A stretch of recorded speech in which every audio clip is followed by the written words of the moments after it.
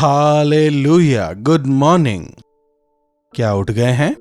छोटी प्रार्थना से शुरू करते हैं। महापवित्र परमेश्वर प्रभु, इस कार्यक्रम में भाग लेने वाले जो आपके संतान हैं, जो इन कार्यक्रमों को क्रमानुसार हमेशा देखते रहते हैं और आत्मिक तौर पर बलवंत हो रहे हैं, उनके लिए आपका धन्यवाद। इस सोशल मीडिया के द्वारा दुनिया के कोने कोने में आपका वचन तमाम लोगों तक पहुंच सके, इसके लिए हम कोशिश कर रहे हैं। हमारे इन प्रयासों को आप आशीषित करें प्रभु। आज दोबारा अपने वचन द्वारा हम सबों से आप बात करें। प्रार्थना यीशु के नाम से मांगते हैं, आमीन। जब हम प्रभु के वचनों को सुनकर, पढ़कर, उन पर मनन करके निरंतर आगे बढ़ते हैं, प्रभु हमारी विशेषताओं को उजागर करते हैं और हमें आशीषित करते हैं। एक बात समझिएगा, मसीह पर विश्वास करने वालों और ना करने वालों में काफी फर्क है। कई लोग ऐसे भी हैं जो कहते हैं हम मसीह पर विश्वास करते हैं, लेकिन सांसारिक जीवन बिताते हैं, जिनकी वजह से प्रभु का नाम शर्मसार होता है, दूषित होता है। वास्तविक मसीही कौन है, सांस्कारिक मसीही कौन है, नामधारिक मसीही कौन है, कई लोग उनमें फर्क नहीं कर पाते, जिसकी वजह से प्रभु का नाम दूषित होता है। अगर आप कहते हैं कि आपने प्रभु पर विश्वास किया है, तो उसकी पहचान क्या है? क्या उनका कोई विशेष पहनावा है? बिल्कुल नहीं। क्या हमारा बाहरी दिखावा है, जैसे कि कुछ लोग जो हैं वो क्रॉस वगैरह पहनते हैं या कुछ संस्कारों का पालन करते हैं? जी नहीं, हमारे स्वभाव में बदलाव आना चाहिए। देखिए, हम सबों में आदम का स्वभाव है, पतित स्वभाव। हमारे जो बच्चे होते हैं, छोटे बच्चे, क्या उन्हें कोई झूठ बोलना सिखाता है? गाली वगैरह देना, बुरी बात करना, बुरी आदतें, यह सब उनमें कहां से आता है? स्वाभाविक तौर पर पैदाइश के साथ ही बच्चों में आदम का चरित्र नजर आने लगता है। इंसान स्वाभाविक तौर पर ही पापी है। इंसानों का स्वाभाविक झुकाव पाप की तरफ ही होता है। इंसान का मन खराब हो चुका है और उसका स्वाभाविक झुकाव संसार की बुराई की तरफ होता है। आजकल के समाज को देखिए, बुराई करने में लोग तत्पर रहते हैं, बुराई की तरफ खींचते चले जाते हैं। अच्छाई भी सब में है, क्योंकि हम परमेश्वर के स्वरूप में बनाए गए हैं, लेकिन उस अच्छाई को लेता कौन है? हमारा दिल बुराई की तरफ ही खिंचता है। एक इंसान दूसरे इंसान से बुराई को सीखता है और यह बुराई जो है यह ऐसी ही बढ़ती चली जा रही है। क्या हम एक दूसरे से अच्छाई सीखते हैं? जी नहीं। इसीलिए पाप रहित, निष्कलंक, निर्दोष प्रभु हमारे लिए इस संसार में आते हैं कि हमारे लिए एक आदर्श बन जाएं और आकर हमारे पापों के लिए अपने लहू को बहाते हैं और पाप के ऊपर जय पाते हैं, मृत्यु पर विजय पाते हैं और उनमें जयवंत होकर जीने के लिए पवित्र आत्मा का हमें वरदान दिया है, ताकि हम पवित्रता में जीवन बिताएं, प्रभु के वचन को सुनने में, उसे समझने में और उसके अनुसार जीने में पवित्र आत्मा हमारी सहायता निरंतर करते हैं। देखिए, एक बार फिलिपियों की पत्री 2 अध्याय की 15वीं आयत से पढ़ना चाहूंगा, ताकि तुम निर्दोष और भोले होकर टेढ़े और हठीले लोग, इस संसार के जो लोग हैं, साधारण इंसान टेढ़ा है, लिखा है कि वे टेढ़े और हठीले हैं। दूसरे शब्दों में कहें तो मूर्ख हैं।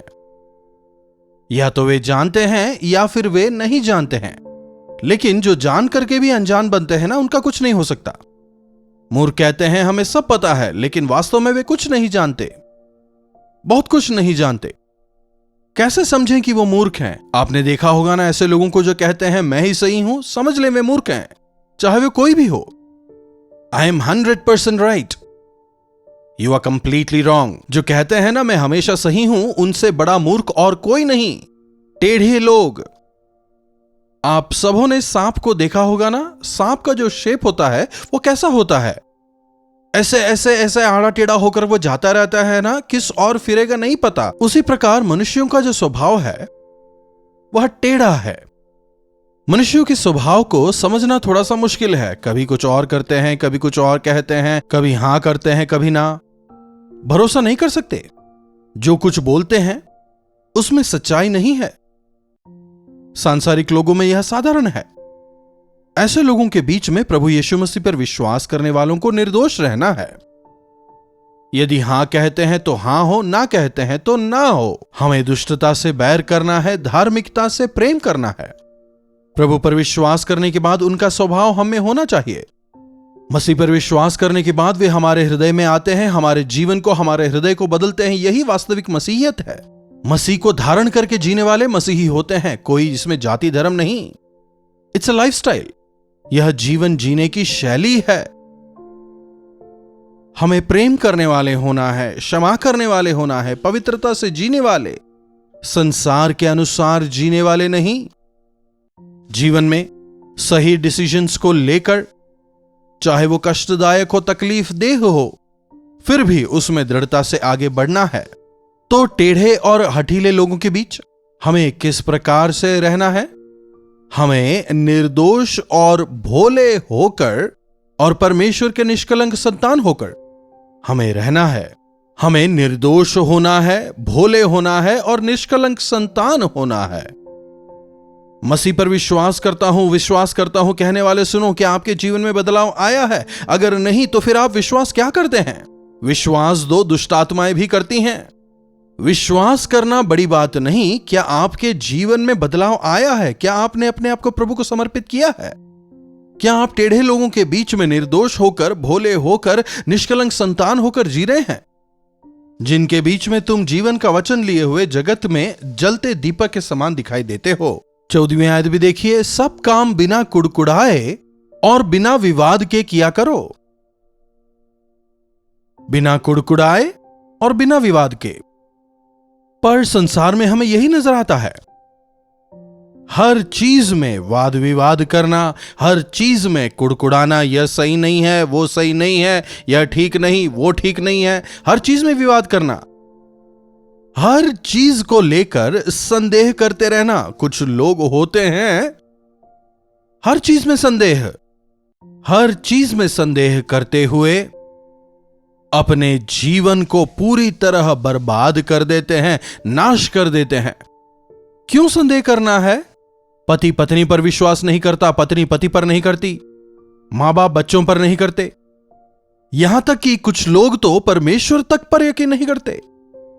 विश्वास के द्वारा चमत्कार देखेंगे पर यकीन नहीं करते। विश्वास करने वाले के लिए सब कुछ संभव है।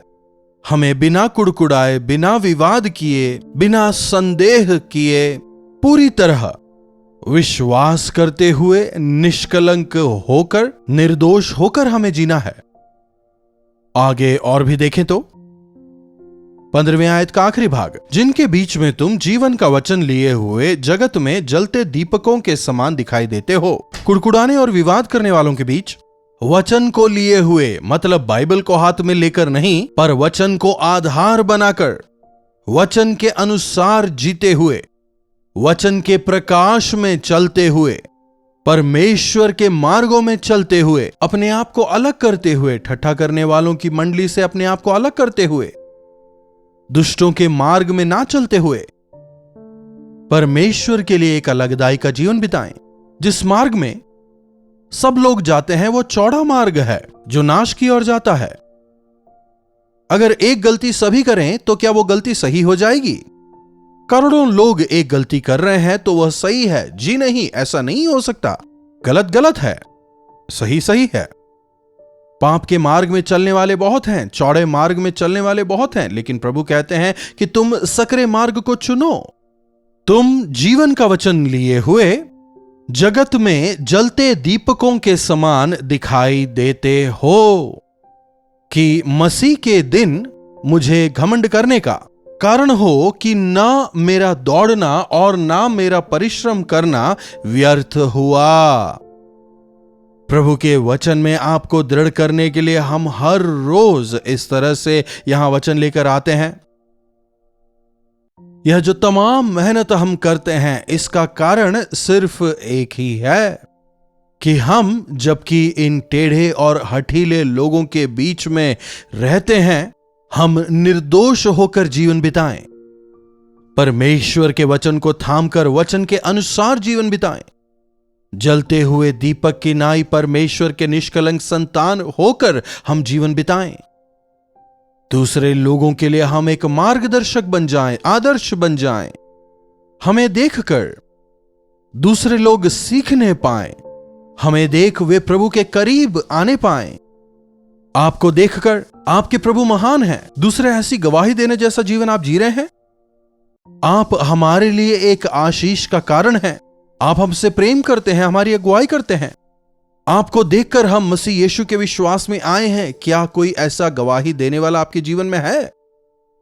क्या आपके बच्चे आपके जीवन को देखकर मसीही विश्वास में दृढ़ता से आगे बढ़ रहे हैं? या फिर हाय मुझ पर, मैं ऐसे मां बाप के द्वारा पैदा हुई हूं, ऐसी गवाही है? देखिए, संसार में ऐसे कई हैं जो बच्चों के सामने शराब पीते हैं, गैर विवाहिक संबंध रखते हैं, अपनी कोख से जन्म दिए हुए बच्चों के सामने मां पराये पुरुष के साथ जाती है और फिर हत्याओं का सिलसिला चलता है। ऐसे संसार में हम जी रहे हैं। उनके सामने हमें आदर्श बन के जीना है। परमेश्वर की संतान झूठ नहीं बोलते, परमेश्वर की संतान अन्याय नहीं करते, प्रभु की संतान बुराई से प्रेम नहीं करते। परमेश्वर हमसे यही अपेक्षा करते हैं कि हम उनके स्वभाव को इस संसार में लोगों को दिखाएं।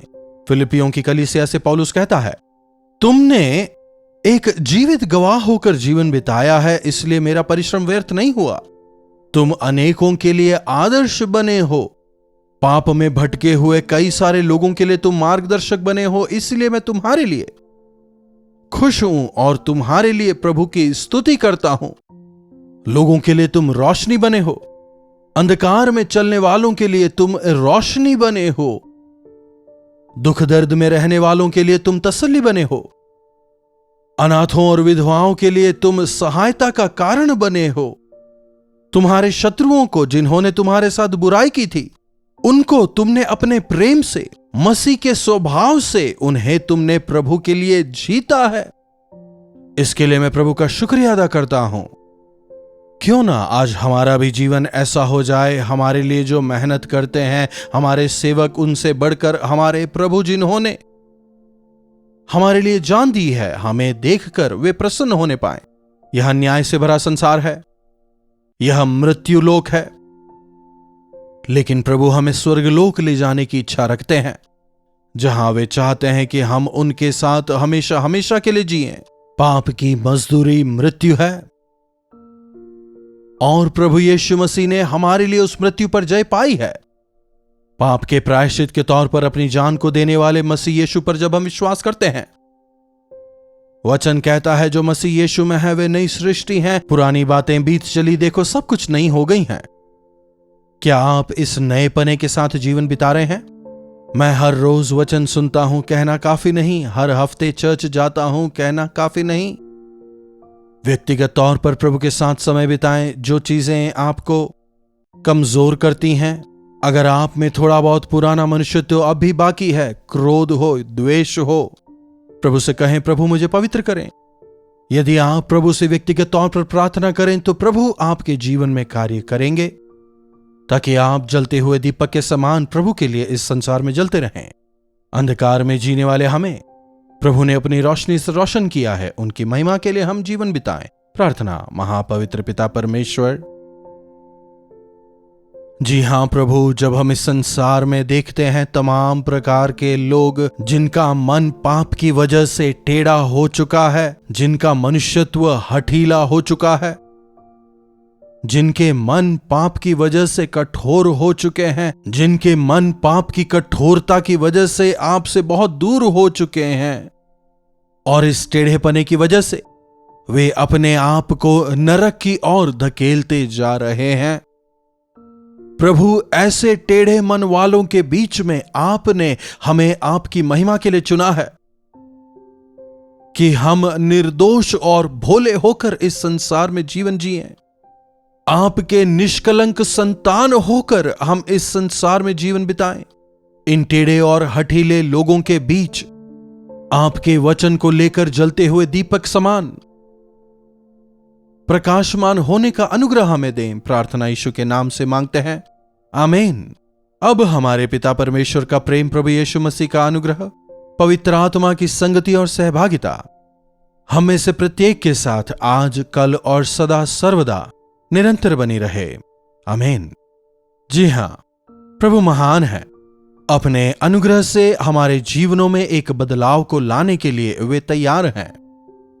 यदि आप चाहते हैं कि हम आपके लिए प्रार्थना करें तो आप अपने प्रार्थना विषयों को हमें 9884907779 पर व्हाट्सएप या वॉइस मैसेज द्वारा भेज सकते हैं और हम अवश्य ही आपसे सुनना चाहेंगे और आपके छुटकारे के लिए आपके साथ मिलकर प्रार्थना करना चाहेंगे। मैं आप सबों को प्रोत्साहित करूंगा कि आप प्रभु के लिए प्रकाशमान हों। प्रभु हम सबों को आशीष दें।